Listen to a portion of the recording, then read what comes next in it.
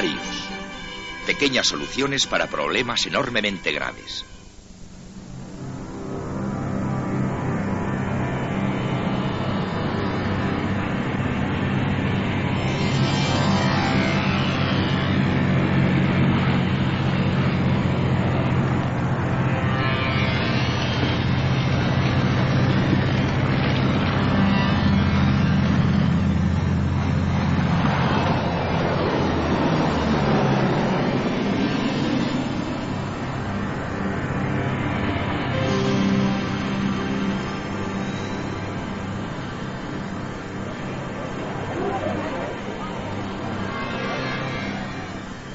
Cuando el mundo occidental contempla cómo se arroja la comida a los pueblos hambrientos de África, piensa que jamás ha de ocurrirle a él. Pero existe un hombre en Australia que dice que esa amenaza planea sobre nuestras cabezas. Peligro de escasez de comida. Considero que si el hombre puede mantener la Tierra en una situación óptima y no en un proceso constante de degradación provocado por nuestras acciones, hemos conquistado el derecho a viajar hasta las estrellas. Pero por ahora no creo que seamos bien recibidos en ningún lugar del universo. ¿Quién recibiría en su domicilio a una persona que ha destrozado su propia casa?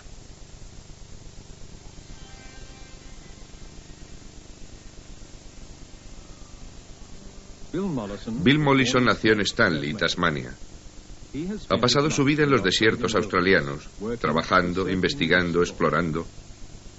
Estas actividades le llevaron a desarrollar un conocimiento profundo de la naturaleza, pero también le provocaron un conflicto con las ideas de su generación. Tras protestar por esto y por lo otro desde los años 50, comprendí que mis oponentes jamás intentarían nada.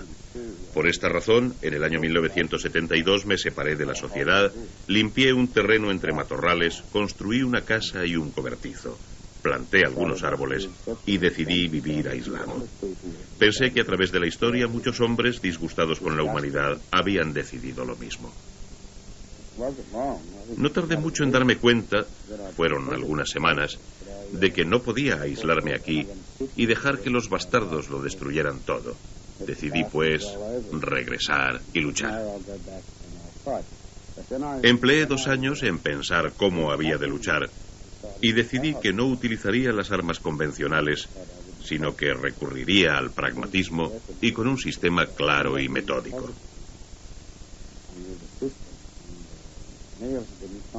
Muchas personas habían definido lo que no querían y me dije que era tiempo de definir lo que queríamos, y lo que queríamos resultó ser el permacultivo. Bill Mollison es un hombre ocupado. Hace 15 años concibió un modo de salvar el mundo.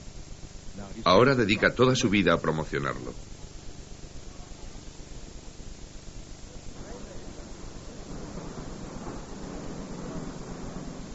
En 1982 saltó a la fama al serle concedido el Premio Nobel Alternativo y ahora viaja por todo el mundo para dar a conocer lo que es el permacultivo.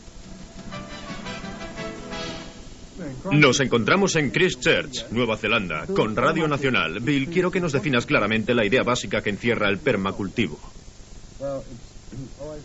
Constituye un sistema proyectado para integrar armónicamente la vivienda y el paisaje, ahorrando materiales y produciendo menos desechos, a la vez que se conservan los recursos naturales.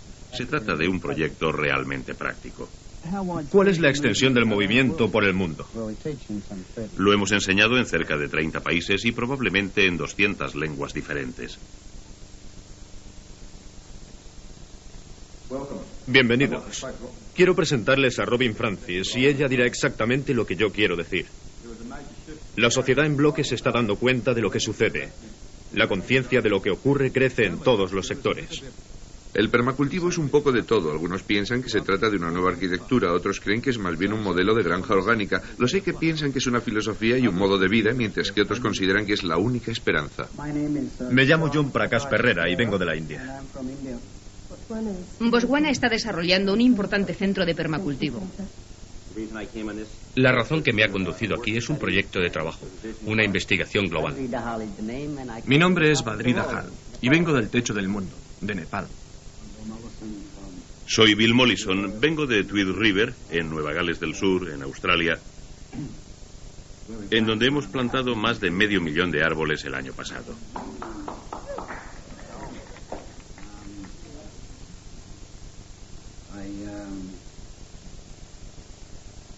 Como sabéis, yo fui quien probablemente comenzó este movimiento, o como queráis llamarlo. El permacultivo es un sistema programado, pero los principios técnicos están basados en la vida.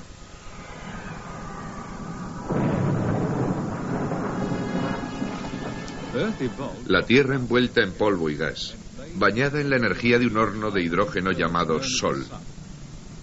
En ella nace un sistema vital irresistible que coloniza todo el planeta.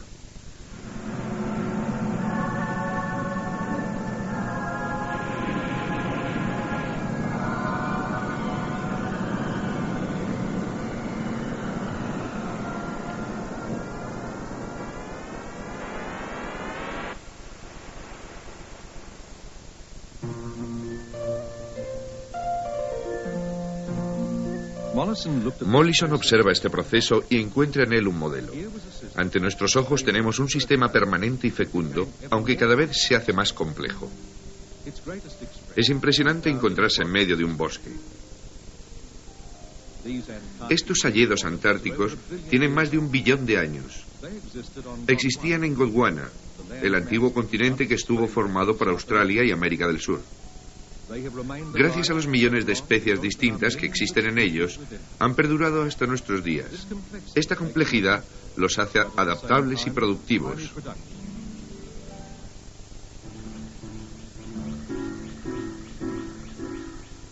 Mollison piensa que nuestro entorno debería ser parecido. No consideramos que la idea de permanente o estable tenga nada que ver con un edificio de hormigón o una carretera de cemento. Con esa idea queremos expresar unas adaptaciones ininterrumpidas, como las que tienen lugar cuando nos movemos en una bicicleta. Expresamos la idea de una estabilidad dinámica. Aquí podemos aprender cientos de miles, millones de cosas. No es como tratar de atornillar unas piezas en una máquina o cablear un circuito. Aquí confiamos que los hongos realicen su trabajo, hagan las conexiones. Pero si perdemos el bosque, hemos perdido a nuestros maestros. El hombre debe considerar la selva y el bosque como el sistema educacional más grande que poseemos en el planeta. Podemos hacer desaparecer todas las universidades y no habremos perdido nada. Pero si perdemos el bosque, hemos perdido todo.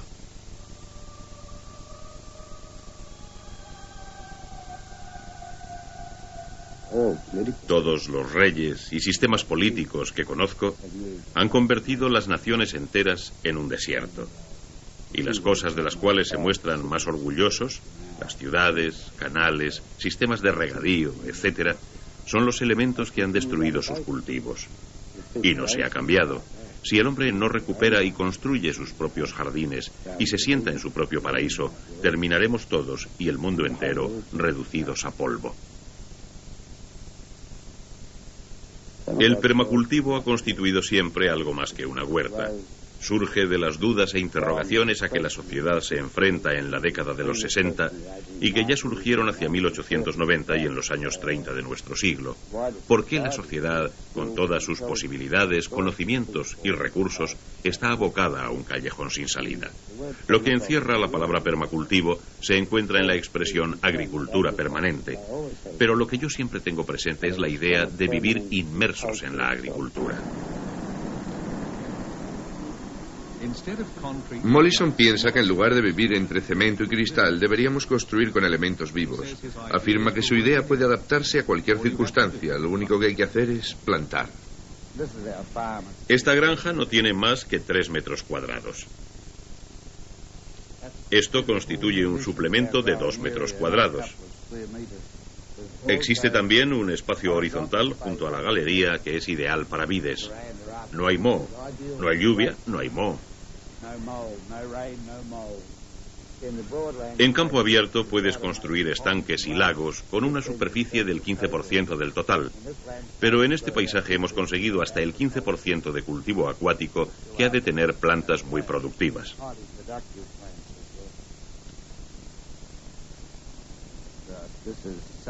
Esta es acedera, buena en vitamina C.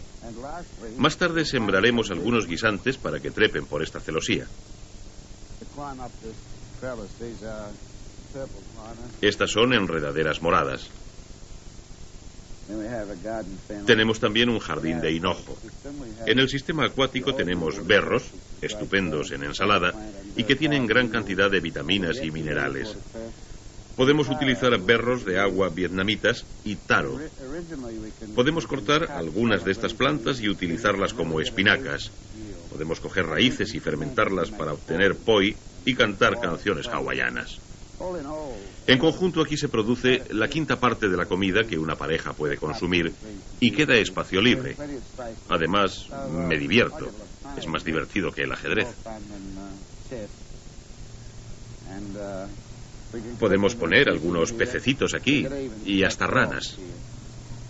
No debemos comernos las ranas porque terminaremos conociéndolas por su nombre y tú no puedes comerte a tus amigos.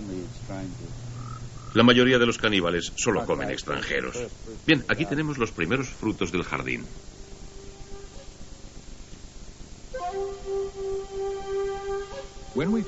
Cuando por primera vez pisamos este planeta, nos desenvolvimos con nuestro ingenio, cazando y recolectando. La comida la tomábamos en abundancia del entorno y aprendimos a vivir con el medio natural en que nos movíamos.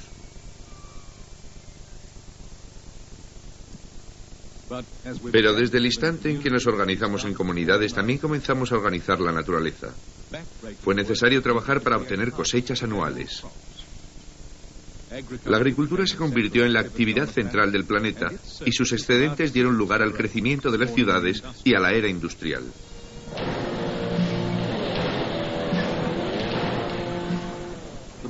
Las máquinas se desplazaron hacia las granjas y los agricultores hacia las fábricas. Pero hubo que ampliar las zonas cultivables ante el incesante crecimiento de la población urbana.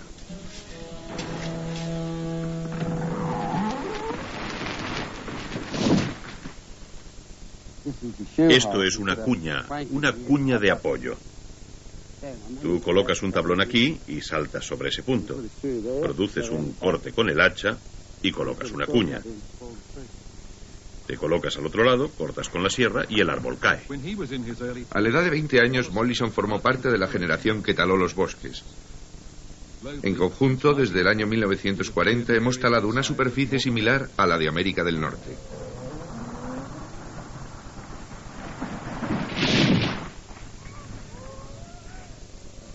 Pasé 3 años cortando árboles.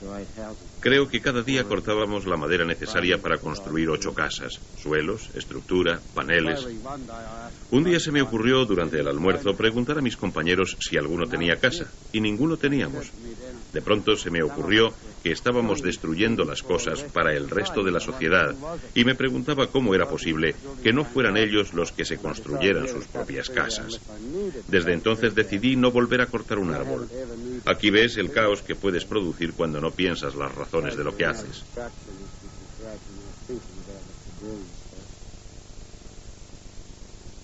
El trabajo era embrutecedor y pienso que lo que jamás podré olvidar es que nunca tenías tiempo para pensar. Terminabas loco.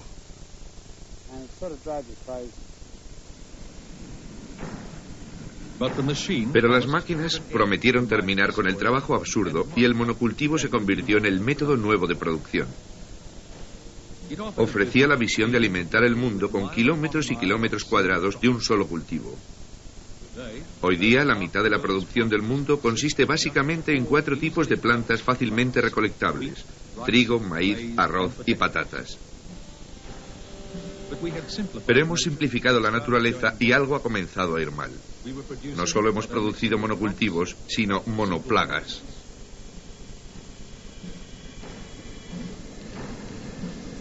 La batalla comenzó. El agricultor se vio obligado a defender sus campos del ataque de la enfermedad y los parásitos.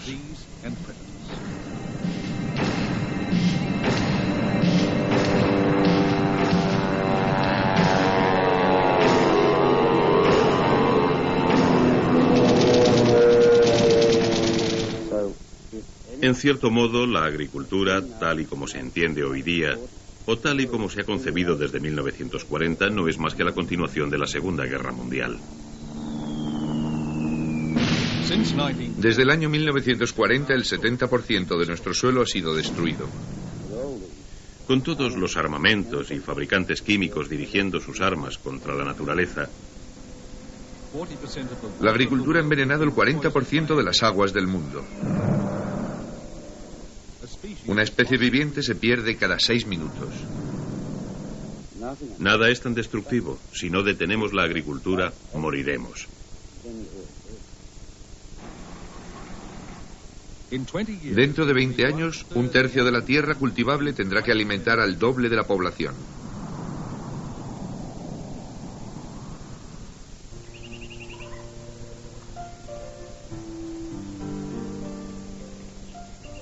En 1954, Bill se convirtió en consejero investigador para el Centro Científico CSIRO y vivió durante 9 años en plena naturaleza estudiando el sistema ecológico del bosque.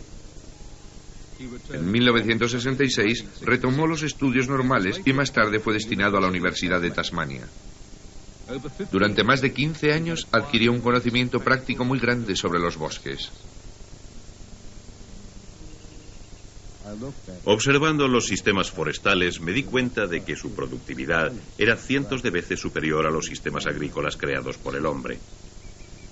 De aquí que pensara en crear bosques con componentes de los animales y plantas y que fueran más útiles para nuestro uso. La productividad sería entonces superior a la del bosque natural y las cosechas serían también más importantes que las producidas en una granja comercial. Pero hasta los años 72 o 75 no se me impuso la necesidad de actuar y crear algo que definimos como permacultivo. Pero puedes llamarlo como quieras. Se trata de la aplicación de las cosas que observas a los sistemas que quieres crear.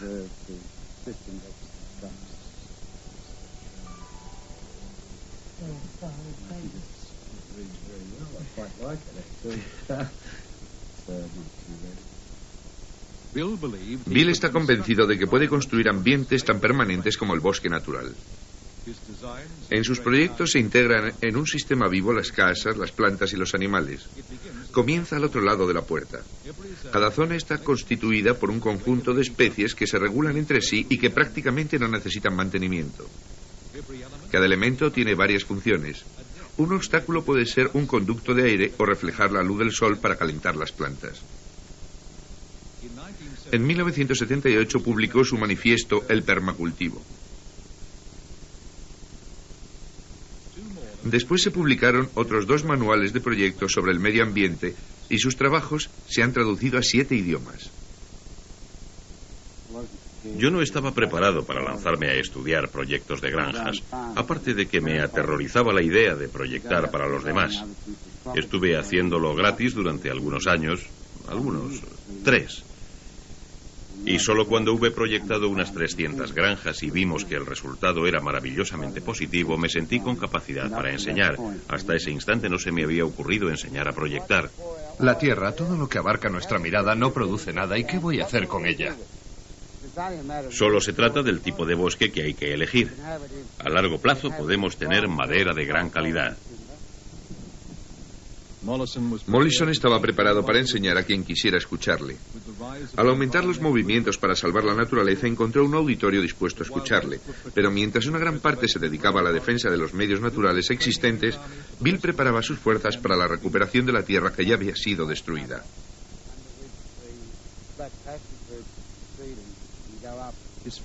La lucha por sus ideas había comenzado y el objetivo era la creación de bosques alimenticios. En las facultades especializadas hubo una reacción inmediata de horror y oposición, y puedo decir que en conjunto todo el claustro de profesores especializados se lanzó contra mí. Se me invitó a hablar a los estamentos científicos con la única finalidad de destrozarme. Yo estaba pisoteando sus enseñanzas. El permacultivo se mueve siempre entre especialidades diferentes. Constituye un sistema que abarca varias ciencias.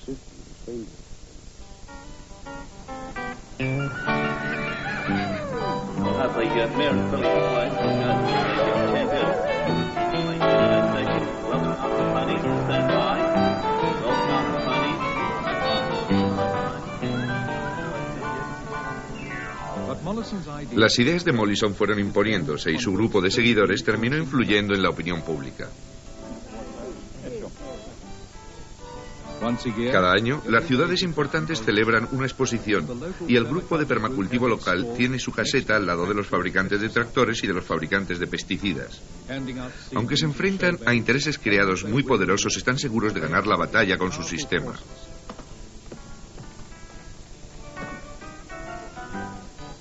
La agricultura constituye el eje cultural y económico del país desarrollado.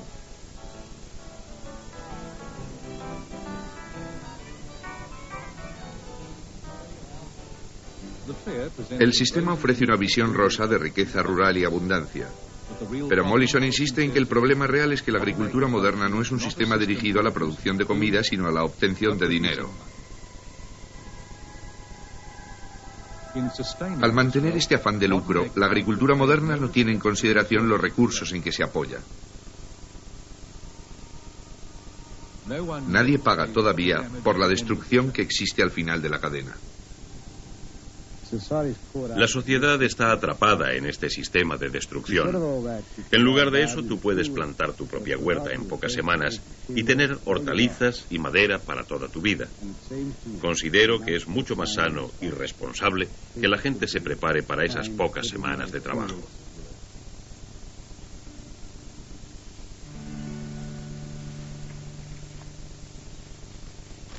Esta es la senda de las patatas del hombre que piensa. Desprecia el suplemento del periódico del sábado y convierte la desinformación en comida. Es la mejor utilización de la publicidad. Esas informaciones malas, se convierten un día de este modo en buenas noticias.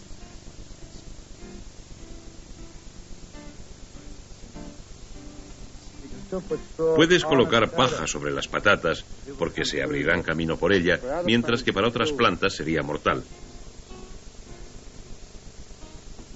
El cavar produce trabajo.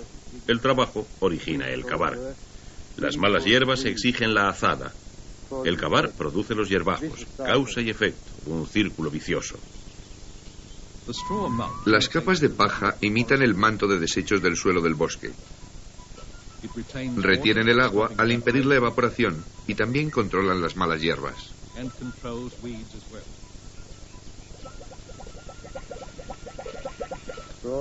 Y a partir de aquí tenemos que el proyectista se convierte en un ocioso. Tú puedes descansar en tu huerta. Si lo has plantado en condiciones, puedes aducir que tienes trabajo en el jardín y serás invisible para los de casa, factor importante para un jardinero perezoso. Aquí se ahorra una gran cantidad de trabajo y de suelo, pero existen otras posibilidades también. Y el guisante, que es una legumbre muy buena, dura algunos años. Bill piensa que plantar es más fácil que deservar, y si tiene suficientes plantas aquí, no hay sitio para las malas hierbas. De aquí que el único trabajo que necesita el jardinero es una supervisión relajada mientras contempla el trabajo maravilloso de la naturaleza. Aquí tenemos una acacia fimbriata, forraje muy bueno para las gallinas. Esta otra tiene un montón de cosas buenas. Se trata de una crotaleria. Es quebradiza y fácil de cuidar. Pertenece a un grupo de legumbres que retienen nemátodos en sus raíces.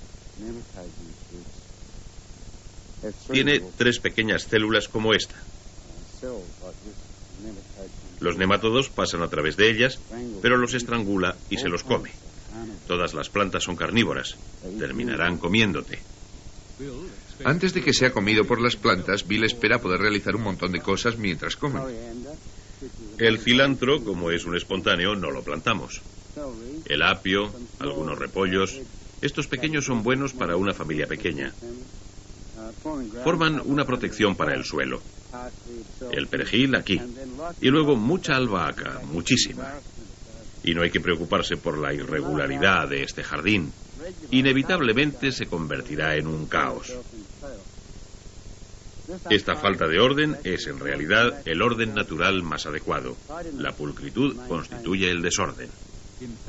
En realidad la propiedad de Mollison ha sido planificada con mucho cuidado. Se fue a ella hace menos de un año y ya la naturaleza está desarrollándose. Una gran parte de este éxito se debe al sistema de canalización subterránea. Utiliza una especie de recuperador. El agua de lluvia se recoge, pasa al suelo y lentamente se envía por la pendiente.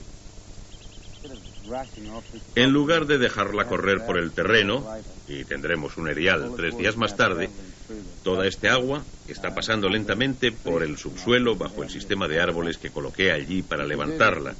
Si hacemos esto repetidamente cuesta arriba, nunca tendremos un erial. Es imposible. Australia no es un continente seco. Lo que sucede es que el 80% de su agua se pierde o evapora. Lo que en realidad hacemos es retardar la marcha de los recursos a través de la tierra, en este caso el agua, y por medio de presas conseguimos que cumplan con sus obligaciones. En términos de ingeniería, el agua tiene unas obligaciones que cumplir, y la obligación principal que tiene para nosotros y para todos es la de hacer crecer las plantas. Bill, ¿qué aspecto tendrá su jardín dentro de 5 años? Bueno, será difícil pasar por él y existirá un gran peligro de morir lapidado por los frutos. Pienso, y es lo que quiero decir, que habrá muchos kilos de fruta. No estoy muy seguro. Debo unir mis fuerzas con un puerco y buscar a un amigo para que me ayude a recoger el producto del sistema que ya conocen. Dejar que el cerdo se alimente y marcharme a una fiesta. Miel sobre hojuelas, para celebrar la superproducción.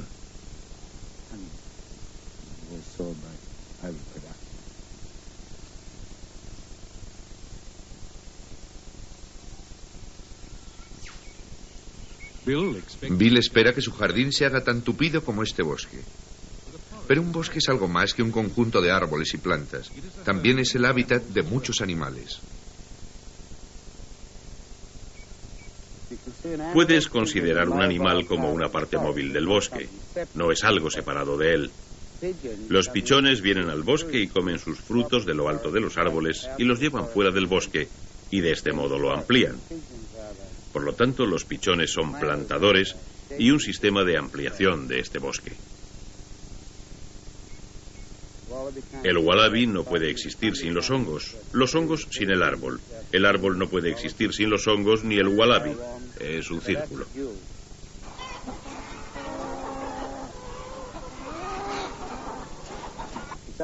Solo las personas que tienen una educación o una idea muy limitada pueden separar las plantas de los animales.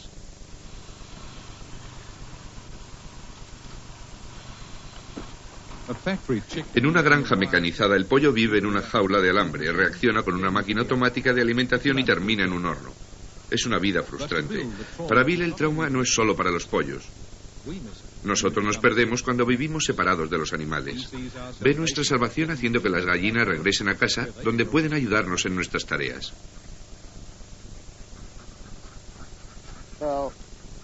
Las aves de corral, patos, gallinas, ocas, tienen una parte muy importante en un sistema de permacultivo. Tienen funciones muy específicas. La gallina, en un jardín de permacultivo, hace el oficio de una máquina trituradora. Ejecuta un control de enfermedades al comer los frutos podridos y las larvas de los insectos que los infestan. En contraprestación, la gallina recibe todo lo que necesita: protección, compañeras y comida. Y nada de lo que hace es contrario a su naturaleza.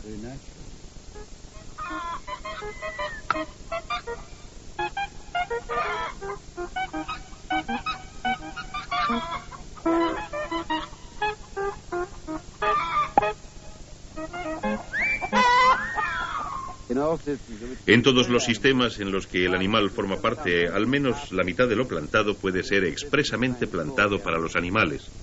Y existe una diferencia energética muy grande entre hacer esto o comprar la comida expresamente para ellos. En una granja de pollos mecanizada, para obtener un huevo se consume la energía de 9, lo que significa la pérdida del valor energético de 8 huevos. Por lo tanto, si queremos obtener pollos, debemos considerar sus necesidades y asegurarnos de que algo en el sistema va a emplear la producción de los pollos. Al satisfacer sus necesidades evitamos trabajo y al utilizar todo lo que producen evitamos la polución. La polución es un producto inútil del sistema. Millones de toneladas de comida llegan cada día, y los habitantes de la ciudad no tienen ni idea del lugar de procedencia. Todo lo que hacemos es pagar por ello. En términos de costos de energía, la comida debería ser cerca del 95% más barata.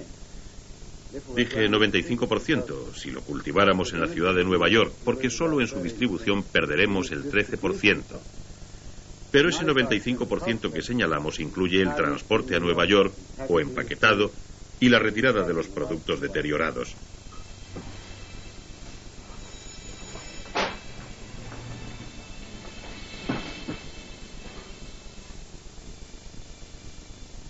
Al pasear la mirada por cualquier supermercado, es duro de creer que exista nadie con hambre en el mundo o cualquier crisis de alimentación. Y sin embargo, muy pocos productos provienen de algún sitio próximo a la ciudad. La mayoría se han producido a miles de kilómetros de distancia. Y bastaría una huelga de 3 días de los transportes y nada de lo que vemos estaría aquí.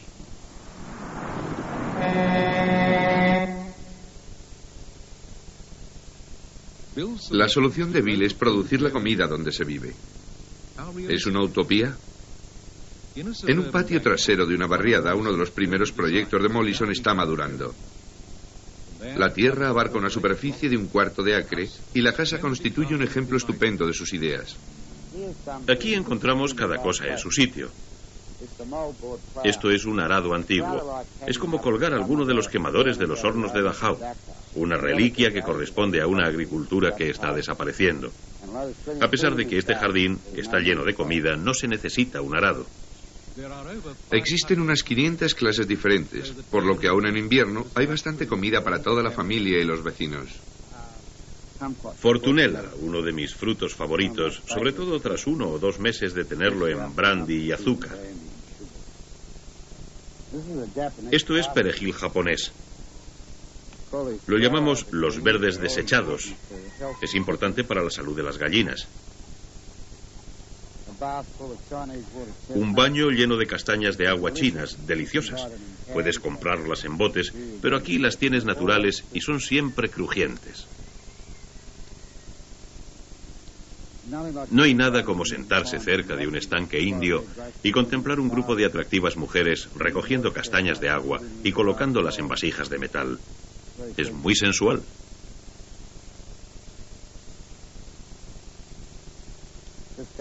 Este jardín tiene una gran variedad de especies y en cualquier época del año algo florece. Tenemos lavanda y por todo el jardín existen colmenas, por lo que durante el invierno puedes ponerte bastante alegre con licor de hidromiel.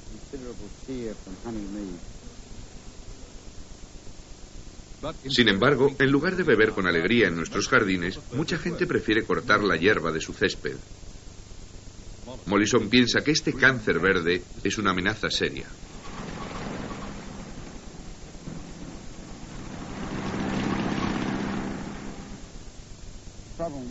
El problema con esta plantación es que, a pesar de todo, necesita más trabajo de lo que consideramos lógico para el cultivo de alimentos. Y no tiene ninguna utilidad. El costo de mantenimiento se eleva a $4 por 30 centímetros cuadrados al año, sin contar el precio del combustible, la mano de obra y la tarea de conservar en la ciudad estas extrañas creaciones que nadie realmente utiliza. Bueno, si fuera un buen guerrillero urbano, comenzaría una revolución plantando un avellano en el césped.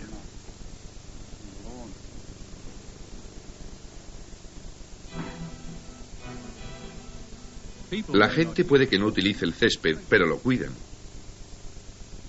Los grandes jardines de la historia han sido proyectados con claridad y constituyen conjuntos escultóricos delicados. Son composiciones que expresan nuestro sentido del orden y la estética. Creemos en la simetría y hemos construido paisajes suntuosos para dominar nuestro rechazo del caos de la naturaleza.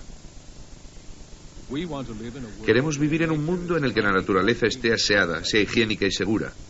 Pero la naturaleza no se preocupa de la estética, solo le interesa la abundancia.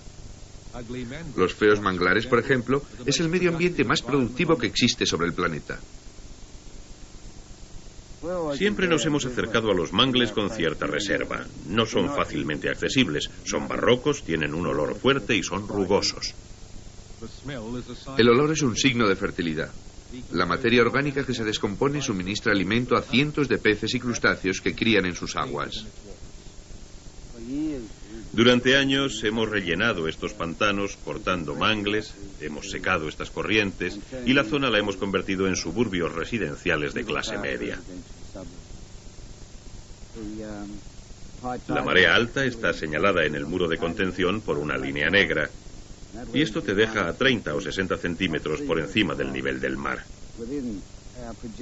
Según nuestras estimaciones de la elevación del nivel del mar, en 40 años todo este capital, todo este esfuerzo, toda esta gente no estará aquí, puesto que todo esto será mar.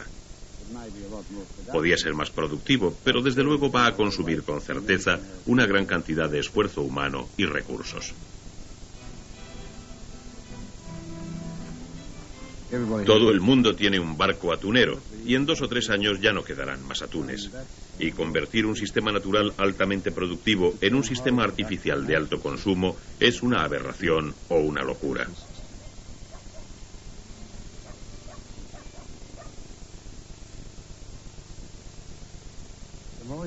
Cuanto más se mueve uno en torno a lugares como este, más surrealistas son. El césped está dando lugar a AstroTurf. Existen montones de televisiones en esta barriada. Creo que deben de estar viendo películas de la vida en la selva. Y existen vehículos todoterreno de 4 ruedas motrices que pueden llevarte hacia la selva. Es como pensar que están buscando lejos lo que delante de sus narices está desapareciendo progresivamente.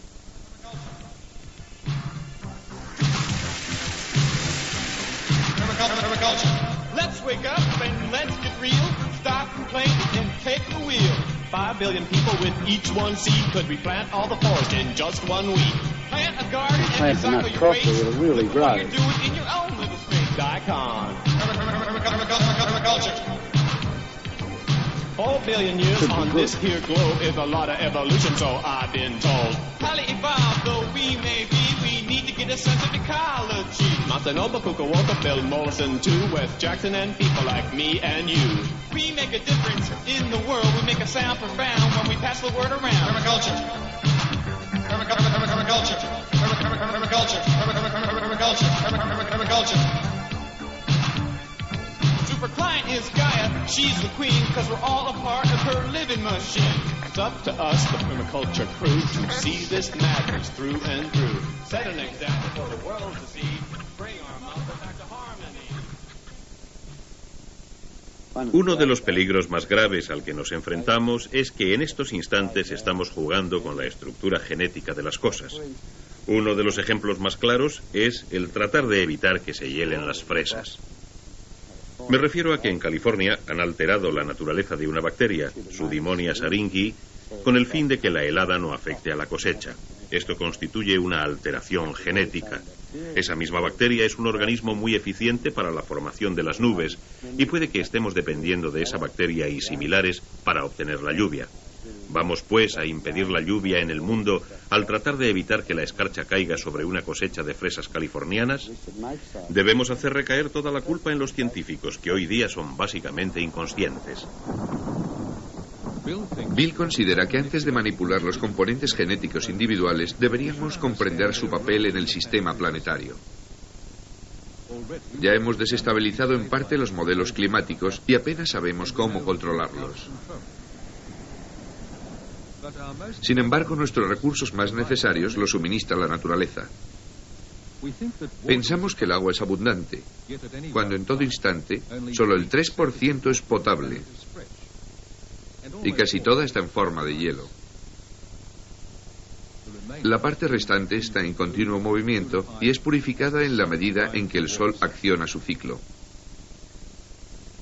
Los bosques constituyen la bomba más importante y los colectores principales de este ciclo y captan las 3/4 partes de este agua.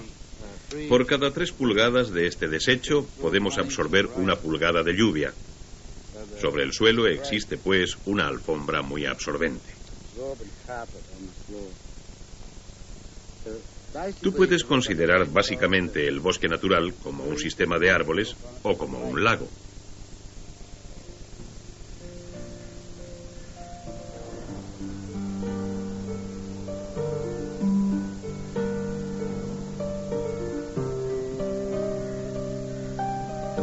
El bosque cede el agua al aire y lo vuelve a humedecer.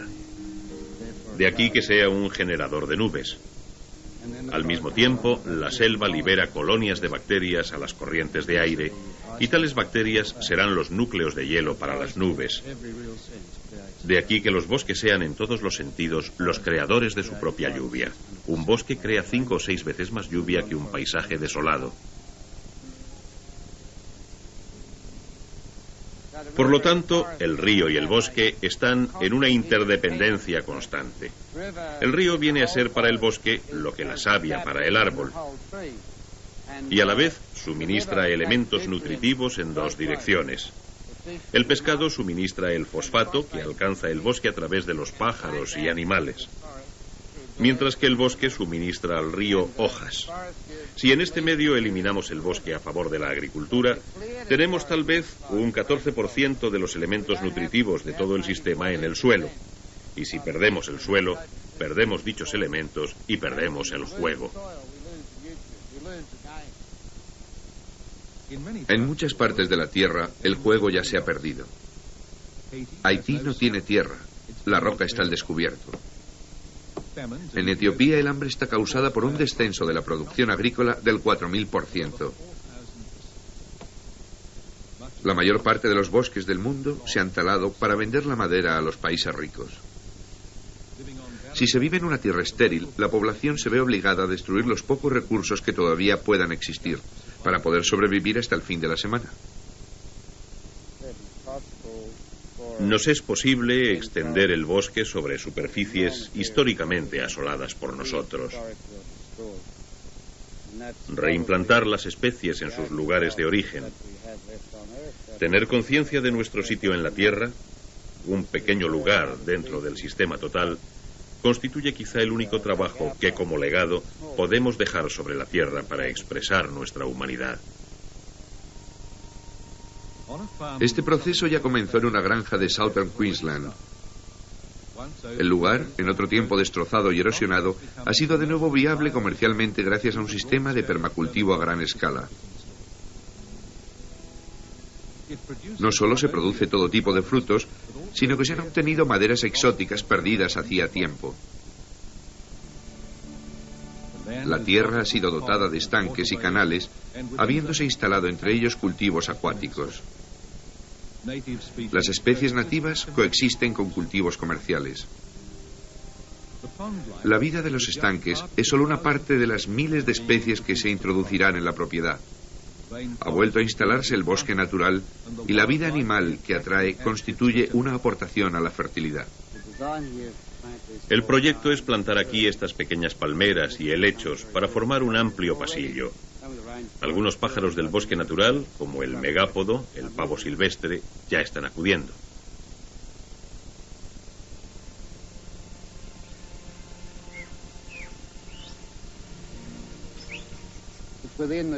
Dentro de estos lugares, frescos y sombreados, es donde tiene lugar la vida salvaje.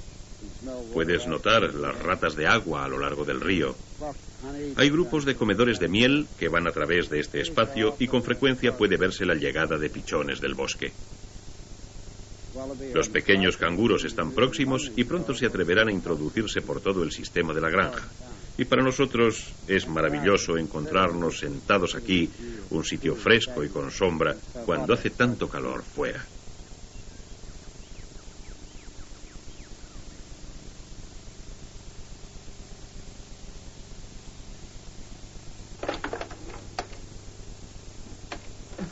Es como el final de un partido en una tierra árida. El acto último es la alegría.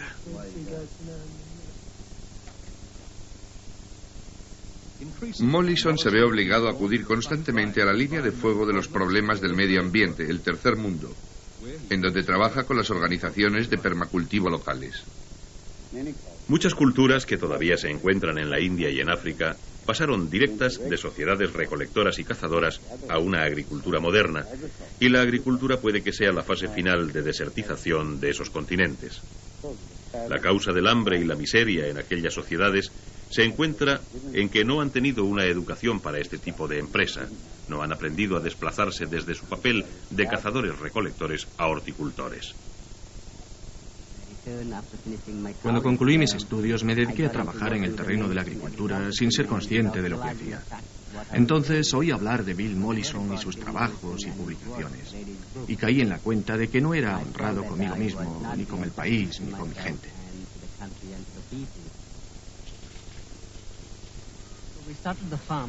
Comenzamos la granja con la idea de hacer algo con la gente, mostrándoles cómo construir con lo que tienen a mano. Convencerles de que poseen los recursos es un problema de enseñanza. Lo que necesitamos es reunirlos, colocar las cosas en su lugar. Necesitamos una financiación exterior para arrancar y un poco más de información. Luego, nosotros mismos podremos hacerlo. Nuestra gente podría hacerlo. Mollison ha inspirado proyectos en África, Asia y América Latina. Mientras que muchos consideran que esto es un programa de ayuda caritativa, Bill piensa que son modelos que el viejo mundo necesitará cuando nos llegue a nosotros la hora. Lo importante en la India y en Nepal es que tienen experiencia, historia y tradición. Y es necesario adoptar la experiencia y conocimiento de estos pueblos para el viejo mundo, en donde pueden enseñar a la gente a defenderse por sí mismos, a alimentarse y a ahorrar energía. Muchos proyectistas del permacultivo han aprendido estas habilidades. Max Lindegger es el arquitecto de Crystal Water, una comunidad completa proyectada según las directrices del permacultivo. Con un capital de $8 millones, espera conseguir un modelo para el futuro de comunidades. Bien, hemos tratado de convertirnos en descubridores y este es el primer logro. Un logro a gran escala en el que estamos comprometidos. Pensamos que podemos realizarlo mucho mejor que los profesionales o que lo realizaremos mejor que ellos. Ya hemos suministrado los sistemas de agua. Todas las casas terminarán suministrándose su propia energía. Solo tendremos fuentes de energía principales con fines semi-industriales, mientras que toda la tierra cultivable se dedicará a bosque y cultivos sin ignorar los recursos naturales.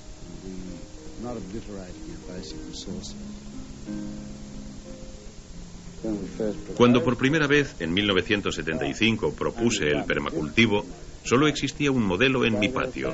Hoy día existen, que yo sepa, miles, cientos de miles. Encuentro emocionante viajar desde una pequeña aldea de pescadores en Tasmania, en donde viví durante un tiempo cuando estaba desarrollando el permacultivo, y llegar a un sitio como el Nepal y encontrarme en él que alguien ha introducido en dicho país esta técnica. Y el sentimiento que más me domina es el de agradecimiento, porque es algo que yo no he realizado en persona.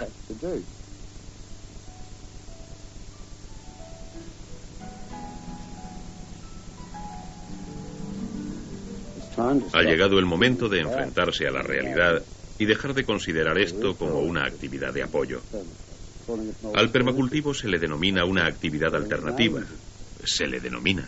Por lo tanto, ha de llegar a ser el modelo de agricultura en una sociedad futura, mientras que todos los financiamientos deben considerar estas finalidades. 600.000 millones en fondos éticos. Es hora de que se conciencie a la gente para que se invierta éticamente en proyectos. Porque aunque tú seas un inversor y estés obteniendo montones de dinero en la bolsa con los insecticidas, tú, lo mismo que tu familia, sois de carne. Y como un africano me dijo en cierta ocasión, si Dios no hubiera querido que nos comiéramos a la gente, no los hubiera fabricado de carne. Bill considera el canibalismo con una chispa en sus ojos. No cabe duda que las direcciones que se siguen son malas. Es posible que la tecnología básica nos sitúe en el contexto exigido por nuestra propia naturaleza, pero se necesita una solución antes de que nuestra ventana hacia el mundo se cierre para siempre. Mollison está ofreciendo un paraíso. Bueno, estamos en el jardín del Edén. Este es un jardín plantado por Gahan Gilfeder hará unos 6 o 7 años. Lo concluyó hace 3 años y desde entonces no ha necesitado prácticamente ninguna conservación. Estoy rodeado por una gran variedad de alimentos y comida autoprocesable. Es otro tipo de jungla. Antes no era más que un bosque aniquilado, superagotado por el cultivo de lantana.